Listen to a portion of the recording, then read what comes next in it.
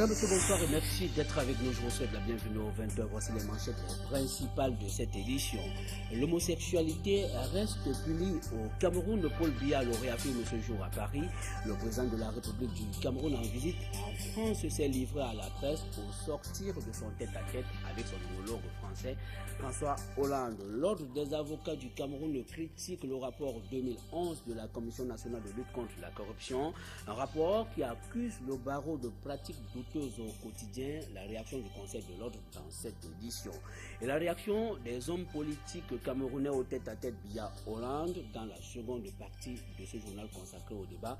Madame, monsieur, vous faites bien de rester sur Equinox Télévision. Je vous retrouve dans un très court instant pour les détails de ces titres et de bien d'autres encore.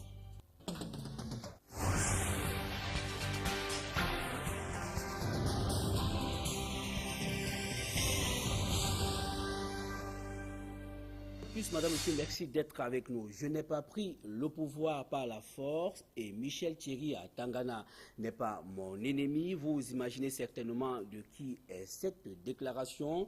Elle est de Paul Biya, le président de la République du Cameroun, qui s'est confié à la presse au sortir de son tête-à-tête avec son homologue français, François Hollande. Des détails avec Marcelin Gamsor. Au sujet de sa longévité au pouvoir, Paul Biya a dit qu'il n'est pas au pouvoir par la force, mais qu'il a été élu par le peuple camerounais. Évidemment, a-t-il répondu à la presse, personne n'est éternel, mais pour le moment, poursuit-il, ce qui le préoccupe, c'est d'exécuter le programme pour lequel il a été élu. Interrogé sur le cas Michel Thierry à Tangana, au sorti de l'audience avec François Hollande, le chef de l'État camerounais a assuré ne pas connaître personnellement Michel Thierry à Tangana. Je l'ai connu à travers les dossiers, a-t-il dit, avant de poursuivre que ce citoyen français ne peut pas être son ennemi politique. Paul Biya a ajouté que son souci est qu'il y ait un maximum de personnes libres, mais il ne veut aucunement contrarier les décisions de justice. Avant de conclure que Michel Thierry à Tangana a fait appel et qu'il faut attendre avant de voir ce qu'il y a lieu de faire. En rappel, Michel Thierry à Tangana est poursuivi depuis 1997 pour malversation financière.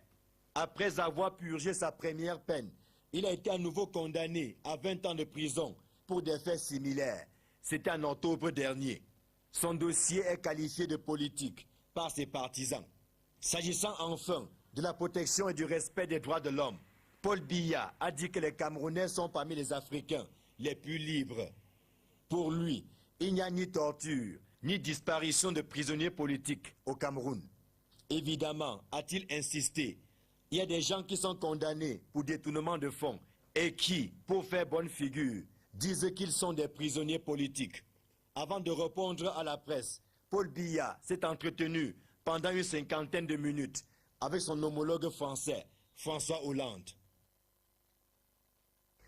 Notons que cette visite du président camerounais en France est éminemment économique.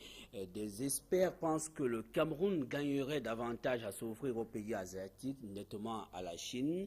Reste donc à s'interroger sur la prospective économique de la visite du président Biya en France. C'est un reportage signé Dallas Tchana et Pierre Laverdure-Ombang. Des perspectives économiques, il n'en est rien de la visite du chef de l'État camerounais en France. Selon l'expert en prospective économique Domile Basilekin, Simon Pierre, le Cameroun gagnerait plus à revoir ses relations avec la France. Mon idée est faite. Moi, je suis convaincu que particulièrement la coopération française ou ce que nous appelons la francophonie, c'est vraiment pour nos pays. Parce que j'ai l'habitude de dire à des enfants, à mes étudiants, à mes amis, qu'il n'y a pas un seul exemple au monde d'un pays francophone qui se soit développé. Pas un seul. Et la percée chinoise est précisément asiatique, avec le cas du Vietnam et l'opérateur Vietel dans l'établissement d'un troisième opérateur téléphonique au Cameroun. L'expert y voit une autre chance pour le Cameroun. C'est en français qu'on dit, hein, quand on a plusieurs cordes à son arc, c'est mieux que d'en avoir qu'une. Et depuis 1918, en 2018, ça va faire 100 ans.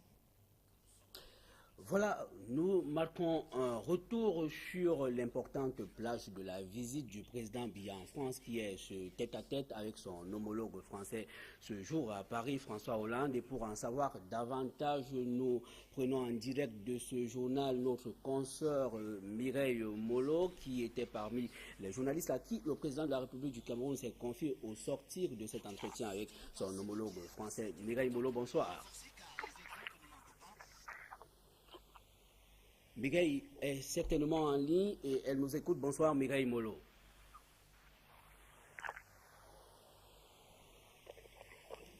Bonsoir Mireille.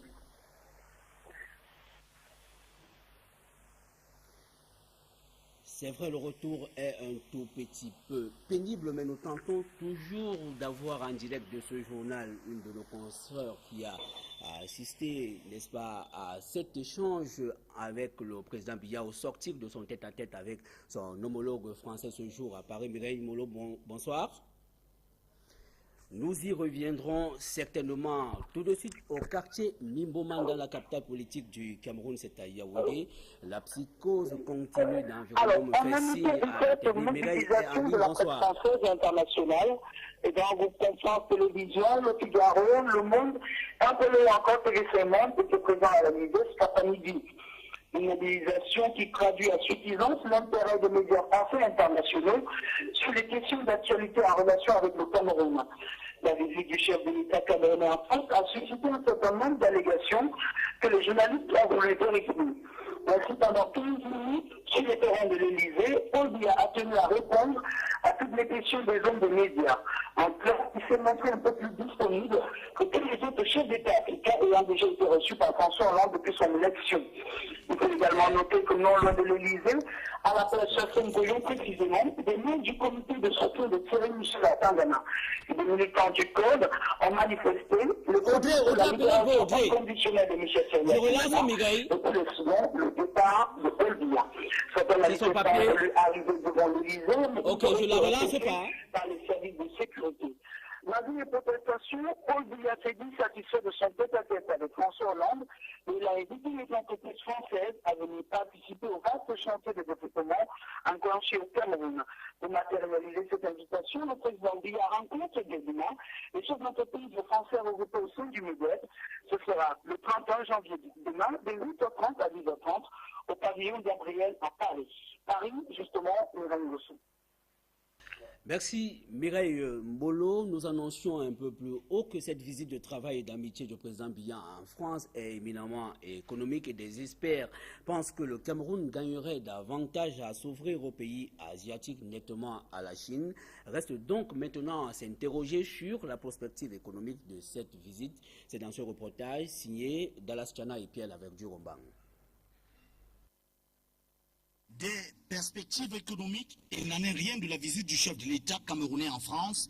Selon l'expert en prospective économique Domile Basilekin, Simon Pierre, le Cameroun gagnerait plus à revoir ses relations avec la France. Mon idée est faite. Moi, je suis convaincu que particulièrement la coopération française, ou ce que nous appelons la francophonie, c'est vraiment pour nos pays. Parce que j'ai l'habitude de dire à des enfants, à mes étudiants et à mes amis, qu'il n'y a pas un seul exemple au monde d'un pays francophone qui se soit développé. Pas un seul. Et la percée chinoise est précisément asiatique, avec le cas du Vietnam et l'opérateur Vietel dans l'établissement d'un troisième opérateur téléphonique au Cameroun. L'expert y voit une autre chance pour le Cameroun. C'est en français qu'on dit, quand on a plusieurs cordes à son arc, c'est mieux que d'en avoir qu'une. Et depuis 1918, en 2018, ça va faire 100 ans que nous sommes avec les Français, 30 ans de colonisation, 30 ans de coopération. D'autres disent de néocolonialisme. Enfin, en 100 ans, dans seulement 4 ans, ça va. Nous n'avons pas bougé, nous n'avons pas démarré. Donc, aujourd'hui, le Cameroun a décidé de diversifier. Partenaires, à mon avis, nous ne pouvons nous en réjouir. La thèse soutenue par Simon Pierre Basilekin est d'autant plus renforcée car les exemples ne manquent pas, car au vu de tout, les réalisations chinoises restent plus visibles que celles françaises. Voyez les pays arabes, l'Arabie Saoudite, des pays du Golfe. Ils ont négocié avec l'exploitation de leur pays. Je suis sûr que les Américains n'ont pas de cadeaux. Eh bien, ces pays-là, avec le peu qu'ils reçoivent des Américains, aujourd'hui, le Qatar achète tout en Europe. Mais nous avons notre or, notre bauxite, tout ce que notre aux Français, qu'est-ce que nous en faisons? Rien. Voilà sur le tête-à-tête Biya-Hollande. Nous y reviendrons dans la seconde partie de ce journal consacré au débat avec des acteurs de la scène politique camerounaise. Au quartier Miboman, la psychose continue d'environner la population et dans ce quartier où des corps de jeunes personnes sont retrouvés sans vie depuis plusieurs semaines, la prudence est désormais le maître mot. Yannick Mbazo.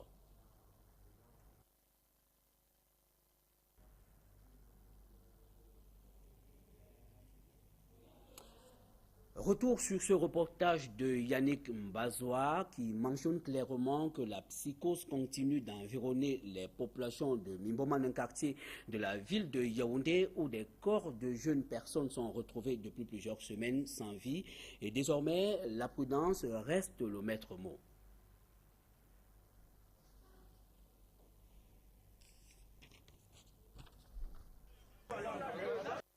Cette jeune fille, depuis le début de la terreur qui règne à Mimbouman, a pris des précautions pour sa sécurité.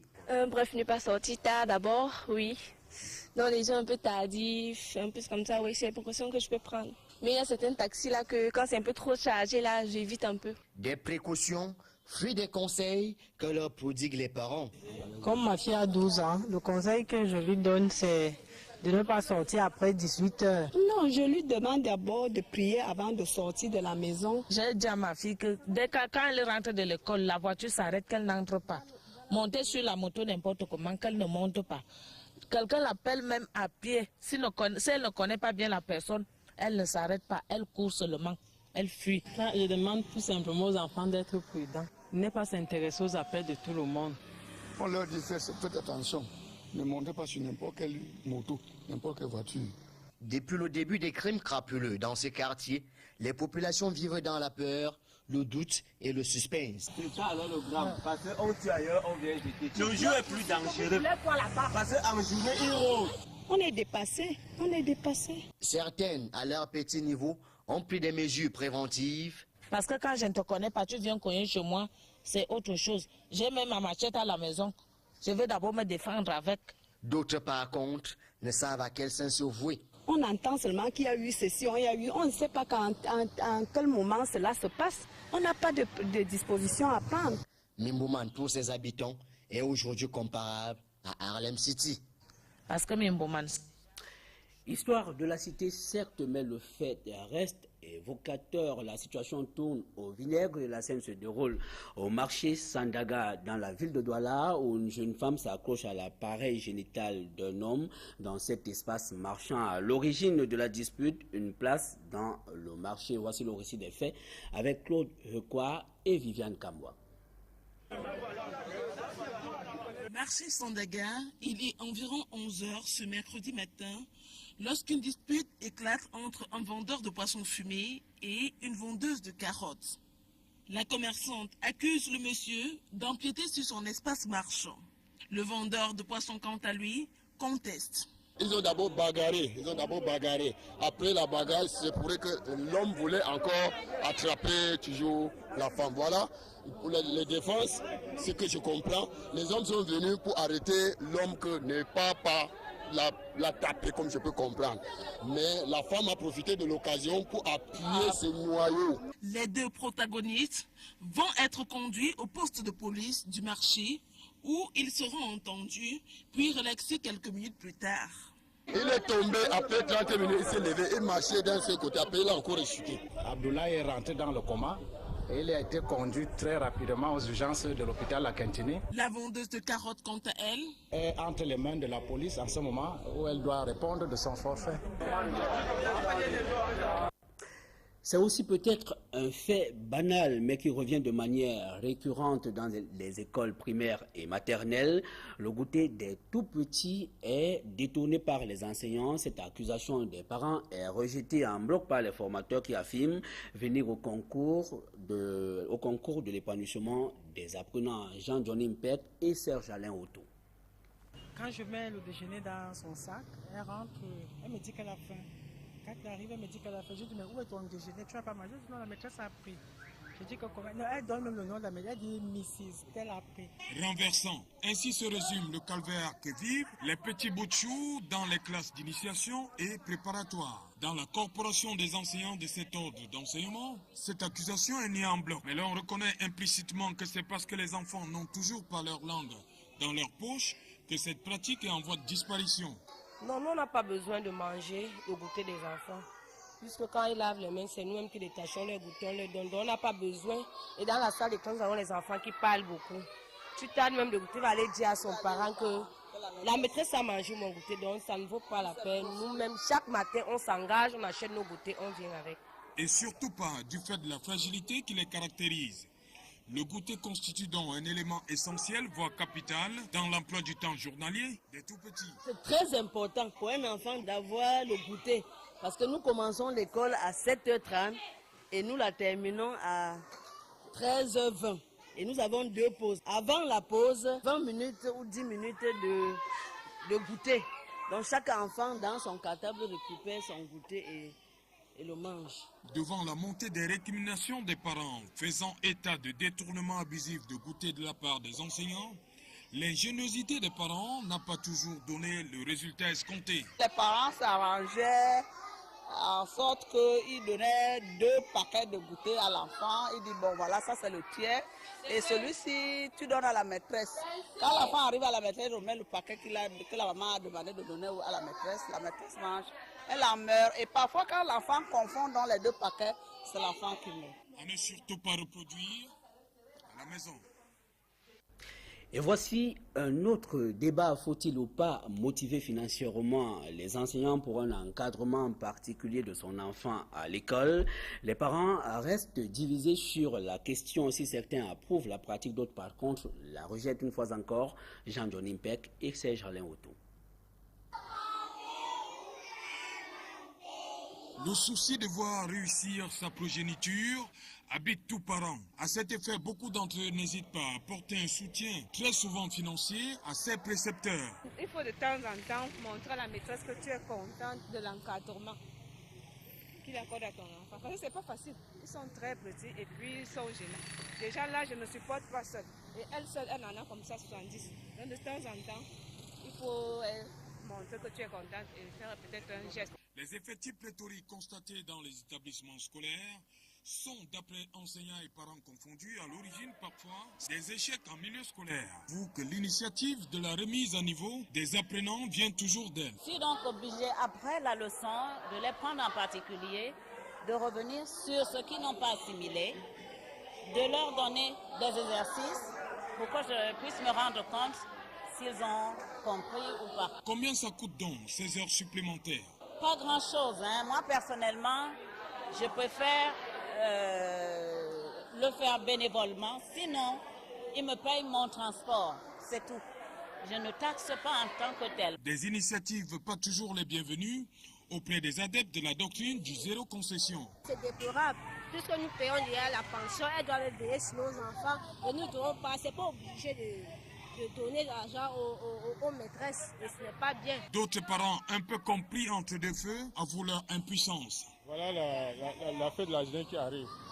On commence encore à demander l'argent pour ce poids de...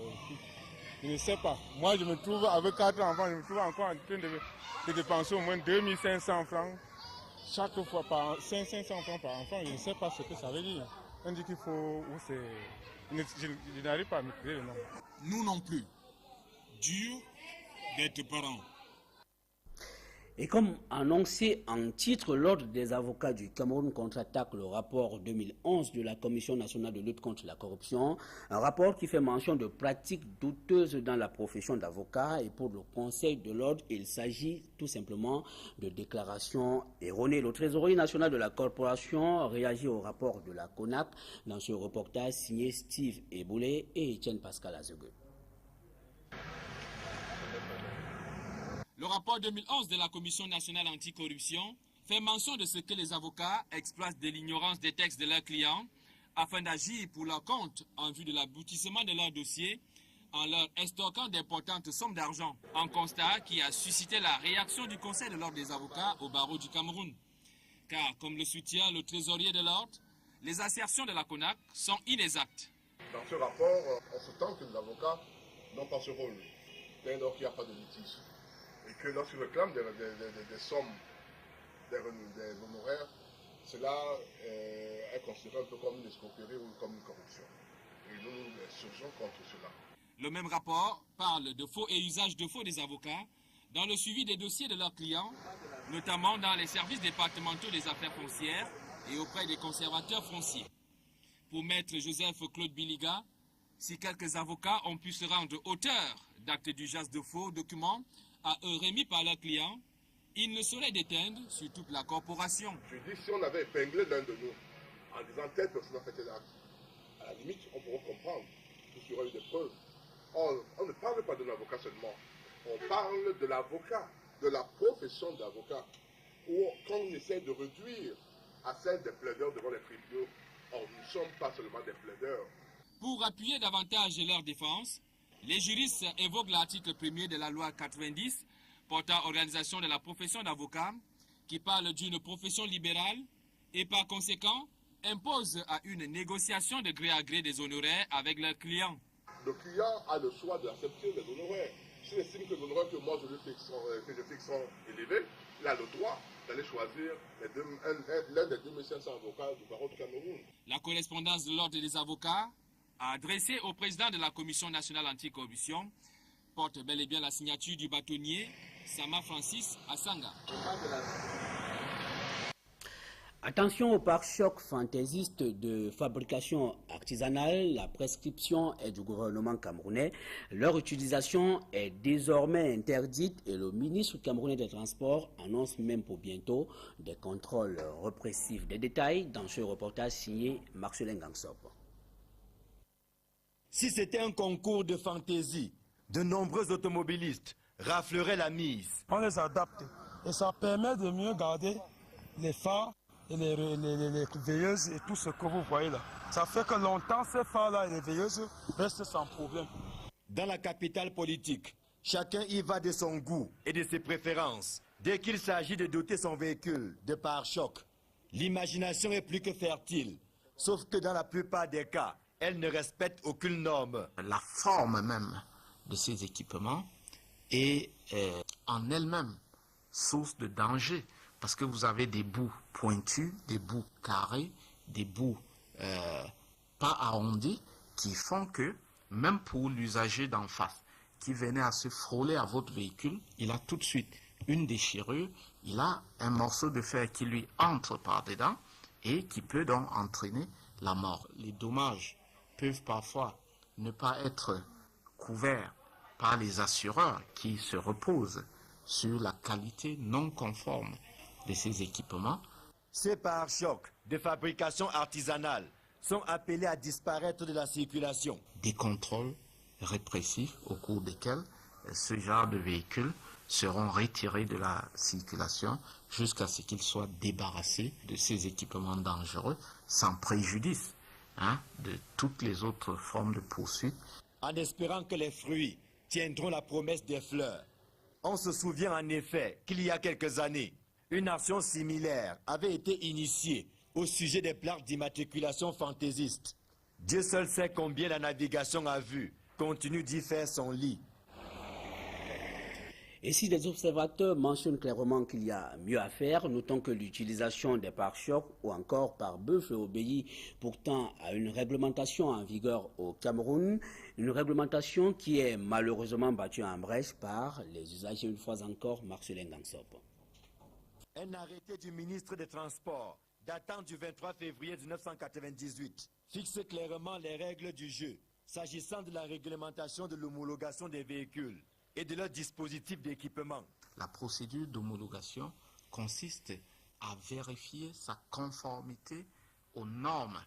Et lorsque ceci n'est pas fait par les fabricants internationalement reconnus, nous devons donc vérifier que le matériau, la forme et la consistance même de ces équipements obéissent à ces normes ISO qui sont définies au plan international.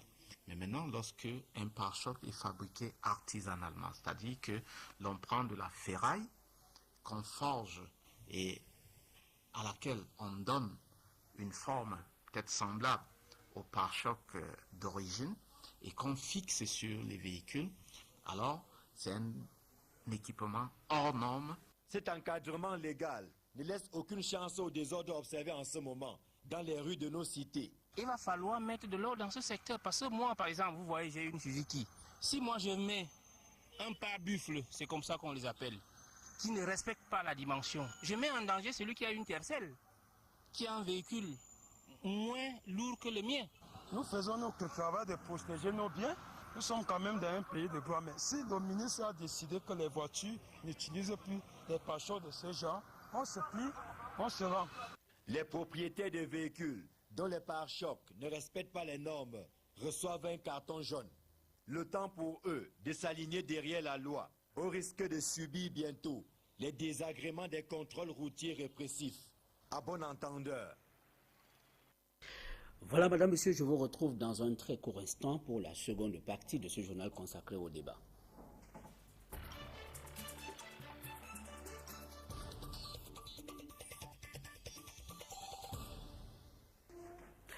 Voilà, comme annoncé à l'entame de ce journal, deux acteurs de la scène politique camerounaise nous accompagnent pour commenter la visite du président Biya en France, qui vient de connaître un mouvement assez important, cette importante plage qu'est le tête-à-tête avec son homologue français François Hollande. Et pour en parler, Georges Ntepé, bonsoir. Bonsoir, M. Maroc. Vous êtes du Rassemblement démocratique du peuple camerounais. Merci d'avoir accepté ce plateau. Et Ndom Patient de l'Union des populations du Cameroun, UPC. Alors, on a vu tout à l'heure, on a eu un câble et puis un reportage qui a fixé considérablement, n'est-ce pas, le contenu, ou du moins les déclarations que le président Biya a faites à la presse au sortir de son tête-à-tête. Déjà, sur le principe, est-ce que ce tête-à-tête peut-il être interprété désormais comme une sorte de caution que le président vient d'avoir vis-à-vis de la mère patrie? Merci, M. Maroc, de m'avoir invité. Merci également de l'opportunité que vous me donnez. J'avoue très sincèrement que je sors d'une réunion du RDPC. Malheureusement, je n'ai pas suivi le discours qu'a présenté le président au perron de l'Élysée. Mais je pense qu'il est normal et important que... Du moins, vous savez quand même qu'il a réussi à avoir un entretien avec son homologue français. Est-ce qu'aujourd'hui, cela vient laver l'affront avec la mère patrie, comme l'opinion l'a souvent présenté? Je ne sais pas de quel affront vous parlez. Je suis d'ailleurs interloqué. Parce que l'opinion présentait le président Biya pas en odeur de sainteté avec la France. Non, écoutez, je crois qu'il faut être sérieux. Le Cameroun est un grand pays, la France aussi. Je crois qu'il est normal que des acteurs politiques de haut niveau, représentants de ces deux pays, se rencontrent souvent. N'oubliez pas que la France est le premier partenaire du Cameroun. Tout à fait. Et il est important que les deux présidents se retrouvent souvent pour échanger. Les défis sont colossaux, les attentes sont nombreuses. Alors ce n'est pas quelque chose d'inédit. Non, il n'y a pas d'affront pour vous citer. Il n'y a qu'une suite logique, à savoir la concertation, la coopération qui doit être développée entre deux partenaires, deux pays amis. Et je crois que c'est à ce titre d'ailleurs que le président de la République, son Excellence Paul Biya, a, dans le prolongement d'ailleurs, faut-il le dire, de la concertation qui a commencé, je crois, le 14 août 2012 à Kinshasa, en mars du sommet de la francophonie. Où il a réussi à décrocher un entretien avec son homologue français. Non, Monsieur Maroc, vous êtes un journaliste sérieux. Je crois qu'il faut éviter de voir les choses sous cet angle-là. Alors, mais pourquoi vous ne voulez pas, ne voulez pas qu'on revienne sur des faits? Non, ce ne sont pas des faits. Ce sont, attendez, entre faits et affabulation, je crois qu'il y a une nuance. Le président Paul Biya est le président du Cameroun. Le président François Hollande est le président de la France. L'un a été élu en 2011. Est-ce que ce n'est pas un fait que le président Biya a eu un entretien avec son homologue français à Kinshasa? Ça, c'est une évidence. Mais quand vous dites qu'il a réussi, il a réussi à décrocher un entretien. C'est très péjoratif. Il y a un contenu dépréciatif que je ne peux pas admettre sur ce plateau. Donc, patient. Non, mais je pense que pour le président de la République, c'est comme une espèce de consécration pour avoir eu à rencontrer le chef d'État français aujourd'hui. Vous savez très bien que cela n'est pas de moi, l'expression n'est pas de moi ni de la population du Cameroun, mais du président Paul Biya lui-même. Il s'est toujours considéré comme étant l'un des meilleurs élèves de la France. Non, monsieur. Mais c'est monsieur Biya qui l'a dit, c'est pas moi qui l'ai dit. Vous êtes mon frère, je vous aime. Je vous en prie, monsieur Biya, je vous en prie, vous n'avez pas la considéré parole. comme étant l'un des meilleurs élèves de la France, le meilleur élève de la France d'ailleurs. Donc, depuis que M. Sarkozy a mis mandat, a presque décidé de ne plus le recevoir, au niveau des sphères supérieures de RDPC, c'était vraiment un véritable problème parce que le chef d'État ne parvenait pas à décrocher un rendez-vous de tête à tête avec un chef d'État français. Donc, ils ont fait des pieds de main pour que cela soit possible avec le président Hollande, sans que, à mon sens, cela ne permettent pas au chef d'État de prendre beaucoup plus de galons que cela qu'il n'en a, parce qu'il est un chef d'État de toute façon. Et le fait de rencontrer un chef d'État, là je peux rejoindre NTP, pourrait sembler comme un exercice tout à fait banal et normal. Mais sauf que nous sommes dans une situation où nous savons très bien que le Cameroun, comme l'ensemble des pays dits francophones, sont dans le précaré français, et où, comme l'a dit le président de la République lui-même, ils tiennent à la lettre les instructions qui viennent de Paris. Donc c'est ça qui pose problème aujourd'hui, où tout le monde est en train de se rendre compte qu'on a l'impression qu'enfin c'est une victoire du chef d'État d'avoir rencontré le président français Hollande à l'Élysée. Bon, mais je pense que pour les États soi-disant souverains, cette rencontre-là devait être des rencontres ne va normales. pas être célébrée. Non, pas du tout, pas du tout. Bon, alors, je pense que mon souhait, et le souhait du RDPC, me semble-t-il, c'est que l'opposition sorte de la logique de la confrontation et des paroles stériles pour celle de la coopération. Vous savez, quand on fait des déclarations qui sont dénuées de tout fondement et de sens, c'est blessant. Et c'est en cela que je m'empressais de prendre la parole. Monsieur Maroc, vous devez vous en tenir à ce qui est officiel, plutôt que ce qui est officieux. Pourquoi? Nous avons eu un communiqué du cabinet civil indiquant très clairement qu'à la demande de la France, le président Paul Biya est invité dans ce pays. Vous avez vu tout. Non, mais c'est vrai ou c'est faux? Vous avez quand même, vous êtes au courant de toute cette polémique qui a entouré l'accueil du président Biya à son arrivée. La polémique, c'est toute une autre chose. Mais je m'en tiens d'abord, moi je suis un légaliste. Je m'en tiens à ce qui est officiel et non ce qui est officieux. J'ai lu et j'ai entendu le communiqué du directeur du cabinet civil indiquant qu'à la demande de la France, je pèse mes mots, le président Paul Biya est invité en France. Non mais, à moins que vous ayez des oreilles bouchées. Mais je crois que c'est... Oui, mais à la demande de la France, c'est une visite de travail, une visite d'amitié. Dans la nomenclature des visites, dans la nomenclature de la diplomatie, on en distingue environ 4. Et celles que je viens de citer ne sont pas les plus prestigieuses dans tous les cas. Monsieur Maroc, vous savez que vous êtes un journaliste que je respecte parce que vous êtes sérieux et professionnel. Vous parlez de toute autre chose. Vous parlez, en termes de hiérarchisation, si je puis dire, des visites, c'est tout un autre débat. Mais en l'occurrence, je vous invitais à suivre ce qui est officiel et non ce qui est officieux. Parce que vous disiez tout à l'heure que, je vous cite, le président a réussi à décrocher une entrevue. Mais pourquoi est-ce que ça vous choque, Non, parce que le Cameroun est un pays sérieux et un Alors, partenaire. je voudrais pour qu'on évolue, qu'on entre dans quelques éléments de l'agenda qui avait été annoncé et sur lesquels le président n'a pas fait beaucoup de secrets au sortir de ce tête-à-tête parce qu'il s'est confié à la presse. Revenons sur... il a réaffirmé son engagement à respecter la loi de son pays au sujet de la pénalisation de l'homosexualité. Bon, en réalité, je dois vous dire que je suis quelqu'un qui est très attaché à la structure familiale. Moi, ce qui me concerne, et c'est un point de vue personnel que j'exprime, eu égard aux convictions qui sont les miennes, je considère aujourd'hui, je l'ai considéré hier, et je vais considérer la même chose demain, qu'un homme, une femme doivent exister pour faire marche ensemble. Et si d'aventure, aujourd'hui, nous passons où nous observons une espèce de calcage servile des éléments qui viennent de l'Europe, franchement, croyez-moi, je vous manifeste tout de suite mon antipathie et ma régulsion. Alors, Dom Patient, est-ce que le président Biya n'a pas été un peu plus serein, plus républicain et plus patriote qu'on l'avait envisagé, parlant de cet aspect? En réalité, il est toujours républicain, hein? Les gens ne le savent pas beaucoup. Non, mais vous savez pertinemment que c'est là où le bas blesse, c'est là où le problème se pose avec acuité. C'est-à-dire que c'est là même le fondement de la relation unique qui existe entre la France et le Cameroun.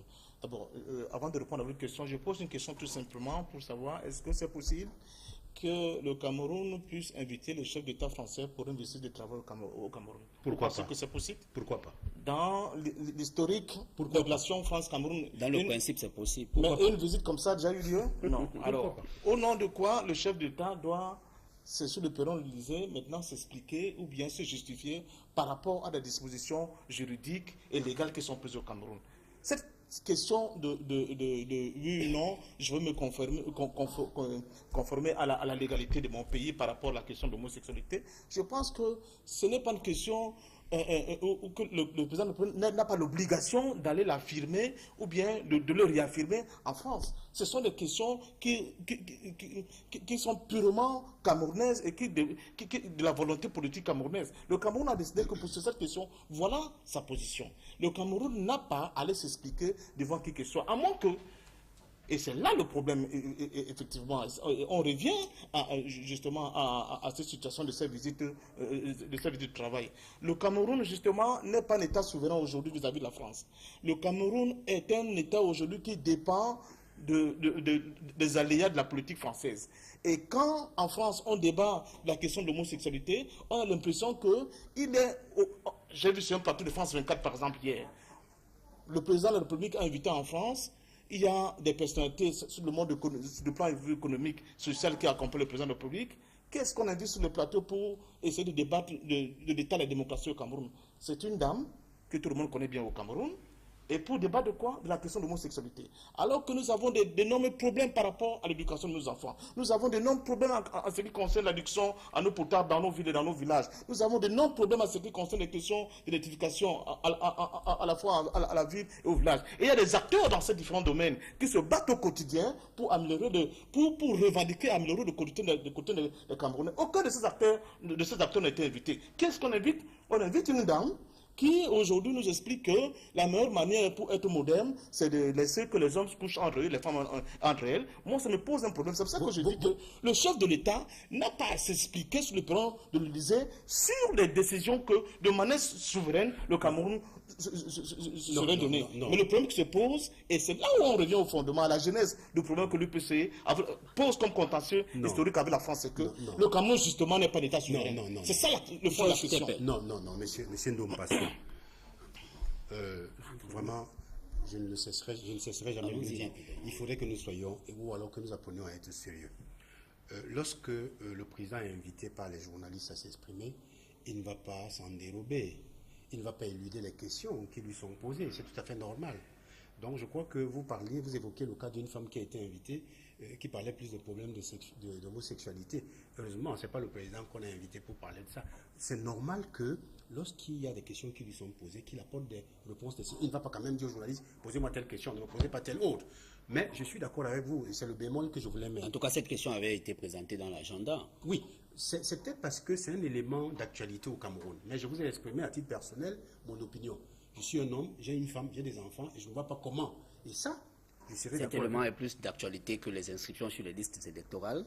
Mais il reste quand même assez préoccupante. Tout à fait, sans coq à l'âne, bien évidemment, nous y travaillons. Bon, je voudrais, pour aborder très rapidement, il y a une autre préoccupation, et le président s'est exprimé, s'est confié également à la presse. Il a dit qu'il a été choisi par le peuple et il reste préoccupé par son mandat. Est-ce que c'est dire que toute velléité d'alternance avant la fin de ce mandat est écartée, Ndom Patient? Non, mais je pense que... Qu'est-ce que vous appelez velléité? je pense que les Camerounais sont des gens qui sont épris de paix. Les Camerounais sont des gens qui sont épris de paix parce qu'ils ont expérimenté la guerre contre la France, bien sûr, pour arracher leur indépendance. Donc je ne pense pas qu'il est dans la tête de qui que ce soit au Cameroun d'essayer de bouleverser l'ordre institutionnel établi. Ce que nous demandons tout simplement au président Paul Biya, c'est de permettre à ce que le jeu institutionnel au niveau de la dévotion de pouvoir soit clair et transparent. Tant qu'il n'y aura pas cette possibilité d'avoir ce socle-là, unanimement partagé par tous les Camerounais, justement, nous allons nous exposer à des possibilités de déstabilisation de notre pays. Et c'est en ça que je dis que nous, les nationalistes camerounais, nous serons les premiers à dire non, nous ne voulons pas que notre pays sombre dans... Alors, je ne sais pas si vous comprenez que le président a réaffirmé son engagement à aller jusqu'à la fin de son mandat, en 2018. Ben, lorsqu'on détient un mandat, la logique et le bon sens voudrait qu'on aille jusqu'au bout. Voilà. Donc, pour terminer, je crois que c'est le mot de la fin que vous voulez m'amener. Je suis convaincu que, et je l'ai toujours eu, et j'ai toujours eu à le dire, les transformations nécessaires au décollage du Cameroun sont au bout de nos actions. Monsieur, mon frère d'en face, joignez-nous à nous pour que nous construisions ensemble ce pays. Le Cameroun est indépendant, rassurez-vous, le Cameroun est indépendant également vous joindre à vous. Et je suis très surpris de constater que votre monnaie. Un militant du RDPC me dit que le président Paul n'aime pas les pressions et vous nous dites le contraire. Merci Georges Tepé, Dom Patient, merci d'avoir accepté ce plateau. Nous sommes arrivés au thème de ce journal. Madame, monsieur, merci de nous avoir suivis. Restez connectés sur les programmes d'Equinox Télévision. À demain lorsqu'il sera 20h. Bonsoir.